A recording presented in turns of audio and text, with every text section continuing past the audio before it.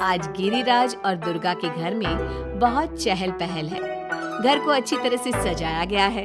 Kitchen में से अच्छे अच्छे खाने की खुशबू आ रही है। ऐसा इसलिए क्योंकि उनकी बेटी आभा और दामाद जी अहान शादी के बाद पहली बार घर पर आ रहे हैं। हिमांशी, बहू जल्दी से सारा काम कर लो। आभा और दामाद जी आने ही वाले हैं। कुशल बेटा, तुम सारा सामान तो ले आए हो ना? और काजू कतली लाए हो या भूल गए?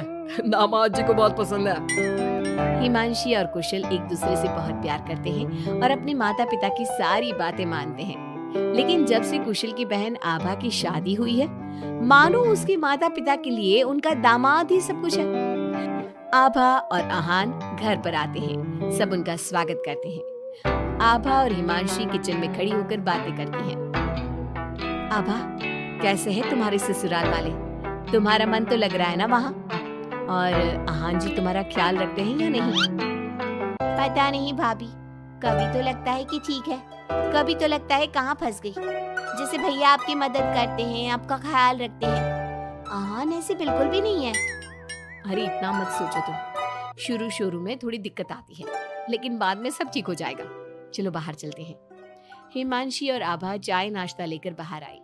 सब लोग आपस में बात करने लगे, लेकिन अहान बहुत घमंडी तरीके से बोलता है। आपका घर तो बहुत बड़ा है ससुर जी, आपका और कुशल का बिजनेस भी बहुत अच्छा चल रहा है, तो आप लोगों ने दहेज देने में इतनी कंजूसी क्यों की? अरे दामाद जी, कैसी बात कर रहे हो? आपके परिवार ने जिस जिस चीज की मांग की थी वो सब हमने आपको दिया है। अगर किसी चीज की फिर भी कमी रह गई है तो बता दीजिए। कुछ चीजें बिना मांगे भी तो दी जा सकती है ससुर जी। अहान, अगर तुम्हें कुछ और चाहिए तो बता दो, हम तुम्हारी सारी इच्छा पूरी करेंगे।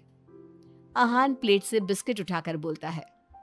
मांगने से दिया तो क्या दिया, वैसे भी आप लोग मेरी डिमांड कभी पूरी नहीं कर पाओगे। आभा और अहान अपने घर चले गए। उनके जाने के बाद कुशल कहता है। मम्मी, हमने आभा की शादी गलत घर में तो नहीं कर दी? अहान और उसके घर वाले तो लालची लग रहे हैं। अरे चुप कर तू। दामाद ऐसे ही होते हैं, तेरी तरह नहीं कि तूने अपने ससुराल वालों से कुछ नहीं लिया और हर समय अपनी पत्नी से चिपका रहता है। ऑफिस से थका हारा आता है और अपनी पत्नी के साथ घर के कामों में मदद करता है। मम्मी, दहेज लेना तो गलत बात है ना? और हमारे पास किस चीज की कमी है? मैं अगर हिमांशी का घर के काम में हाथ बटाता हूँ तो वो भी मेरा ऑफिस का बहुत सारा काम करती है। इसमें बुरा क्या है? पति पत्नी को एक दूसरे की मदद करनी चाहिए। बेटा, किसी चीज की कमी तो अहान के घर पर भी नहीं है, लेकिन फिर भी हमने उसे दहेज दिया ना। ना केवल दहेज दिया बल्कि उनकी जो भी डिमांड थी वो सारी पूरी की। और उसने क्या किया? आपके और मम्मी के सामने ताने सुनाकर चला गया। आप दोनों को इससे दुख होगा। अहान ने इसका बिल्कुल ख्याल नहीं किया। बेचारी आभा का तो चेहरा देखने लायक था। कितनी शर्मिंदा हो रही थी वो अपने पति की बातों से। इस तरह कुशल ने अपने माता पिता को समझाने की खूब कोशिश की, लेकिन उसके माता पिता अहान को ही सपोर्ट करते रहे। और करते भी क्यों ना, हमारे समाज ने दामाद का रुतबा बहुत ऊंचे स्थान पर रखा है, चाहे फिर उनकी सोच कितनी भी नीची क्यों ना हो। इसी तरह से कई दिन बीत गए और एक दिन आभा अपने घर पर रोती हुई आई। अरे आभा, तुम रो क्यों रही हो? और ये तुम्हारे चेहरे पर निशान कैसे? आभा लगातार रोए जा रही थी।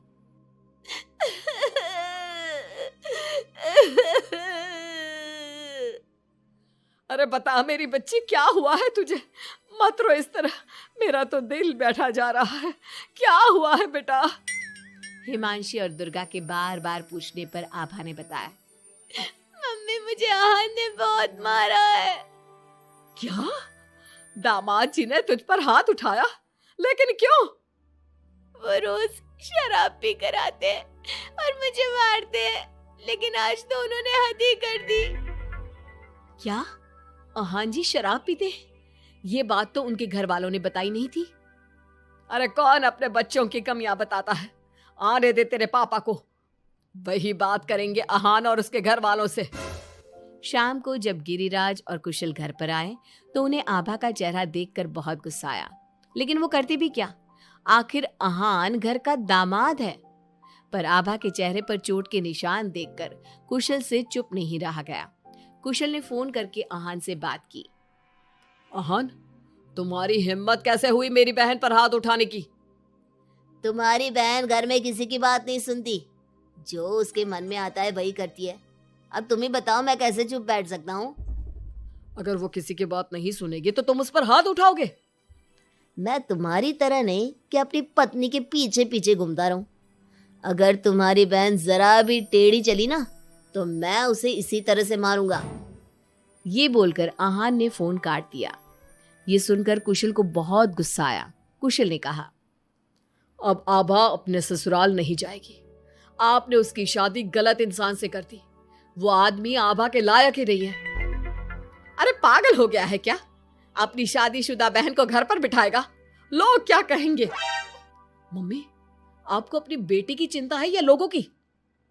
आहान हमारा दामाद है और घर में छोटे मोटे झगड़े तो होते ही रहते हैं। हमें इन बातों पर ध्यान नहीं देना चाहिए। हम आहान के माता पिता से बात करेंगे। आभा को आहान बिल्कुल पसंद नहीं था, लेकिन उसके माता पिता समाज के डर से उसे बार बार आहान के घर पर भेज देते थे। इस बार भी आभा को अपने ससुराल जाना पड़ा। एक दिन हिमांशी की तबीयत खराब हो गई तो उसने घर का काम नहीं किया। तबीयत खराब होने का बहाना बनाकर सुबह से लेटी है। तुझे इस घर में जितना आराम मिला है ना, दुनिया में किसी बहू को कहीं इतना आराम नहीं मिला होगा। तेरा तो पति भी तेरे साथ काम कराता है। देख मेरी आभा को, बेचारी कितना पिटती है अपने पति से और सारे घर का काम खुद ही करती है। शाम को जब कुशल घर आता है तो हिमांशी उसे सारी बात बताती है। तुम मम्मी की बात का बुरा मत माना करो। मम्मी चाहती है कि मैं उनके निकम्मे दामाद की तरह बन जाऊं, जो अपनी पत्नी की बिल्कुल भी इज्जत नहीं करता। लेकिन मैं ऐसा नहीं बन सकता। कुशल ने हिमांशी का बहुत ख्याल रखा और वो जल्दी ही ठीक हो गई। वहीं आहान आभा के साथ बहुत बुरा बर्ताव करता था। आभा के माता पिता ना तो आभा की बात सुनते और ना ही कुशल की। एक दिन आहान किसी काम के सिलसिले में शहर से बाहर गया हुआ था। वो जिस होटल में रुका था वहां उसे आहान दिखा। अरे, ये तो आहान लग रहा है, मगर इसके साथ ये लड़की कौन है? कुशल ने वहां कुछ लोगों से पूछताछ की तो उन्होंने बताया, ये तो अक्सर इस होटल में अलग अलग लड़कियों के साथ आते हैं, लेकिन आप ये सब क्यों पूछ रहे हो? कुशल बिना कुछ बोले वहां से चला जाता है और घर आकर सभी को ये बात बताता है, लेकिन उसके माता पिता को तो इस बात से भी कोई फर्क नहीं पड़ा। अरे बेटा, इस बात को यहीं खत्म कर दो। हम आहान से क्या कह सकते हैं? आखिर वो हमारे घर का दामाद है। बेटा देख, ये बात ना आभा को मत बताना, नहीं तो उसे बहुत बुरा लगेगा। आप दोनों किस मिट्टी के बने हैं? दामाद दामाद कहकर आपने उसे सर पर चढ़ा दिया। मैं आपकी बहू के साथ अच्छा बर्ताव करता हूं तो आप मुझे झोरू का गुलाम कहते हैं। और आहान आपकी बेटी को जानवर की तरह पीटता है, आप तब भी उससे बात करने की हिम्मत नहीं करते।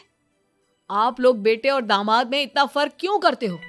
बेटा, दामाद को तो सर का ताज समझा जाता है, हमेशा से ऐसा ही चलता आया है। अरे हमारे समाज ने ऐसे ही नियम बनाए हैं। चाहे वो आपकी बेटी के साथ कैसा भी बर्ताव करे, उसे जानवरों की तरह मारे पीटे। मम्मी, ये पुराने जमाने की बातें हैं। आजकल कोई पढ़ी लिखी लड़की इतना नहीं पीट रही जितनी हमारी आभा पीट रही है, वो भी सिर्फ आप दोनों की वजह से। मैं आज ही उसके ससुराल जाकर उसे सारी बात बता दूंगा और आखिरी फैसला उसका होगा। कुशल और हिमांशी आभा के पास जाकर उसे आहान की सारी सच्चाई बता देते हैं। आभा अपने भाई के साथ आ जाती है। घर आकर वो अपने पति को तलाक के पेपर भेजती है।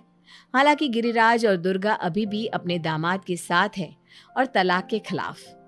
उनको अभी भी समाज की चिंता है, बेटी की नहीं।